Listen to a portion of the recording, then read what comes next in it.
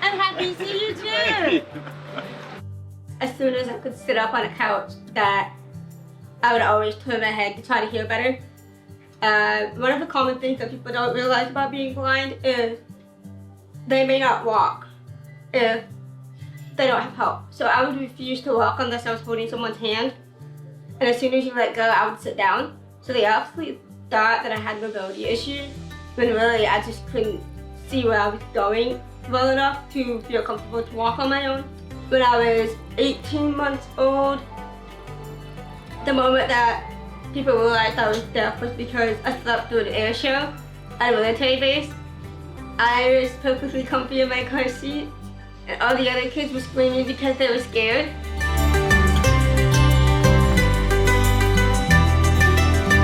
Yes, I have my bachelor's degree in ASL interpreting. I'm actually deaf, but there was not a program for deaf people to go through to become a certified deaf interpreter, so I went through the traditional ASL interpreting program, which allowed me to understand the background of interpreting. I've always been the deaf client, so getting the degree kind of gave me the behind the scenes, what to expect as an interpreter.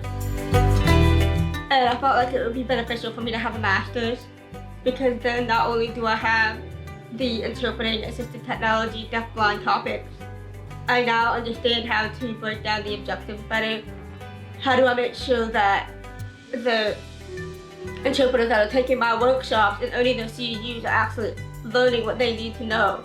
Her name is Hannah. Well, I met her in 2019, after my first guide dog had retired. And the moment she saw me, the other instructor that was holding the leash could not hold on to her leash, and she just jumped into my arms. And I was like, I am taking this one home with me. See you guys later. This is why people get confused, because I do so many things. I am active, but not the entire world is not a flat surface. It just isn't. And that's when I start running into issues. But she's a great dog to have.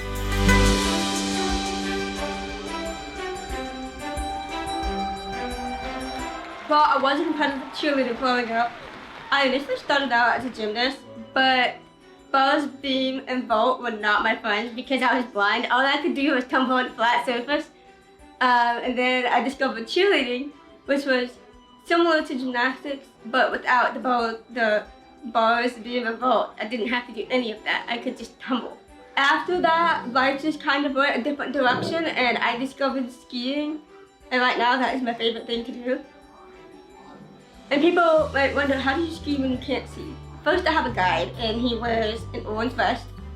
And we always wear stuff that is contrast to whatever is around me and on him. I also do rock climbing.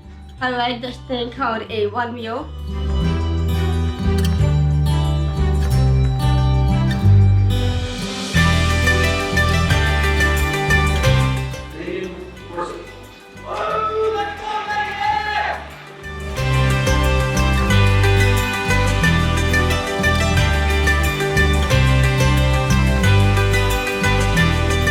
Something doesn't work, find other ways to do what you want to do. Don't let one little obstacle stop you, and just live your life to the fullest as you can.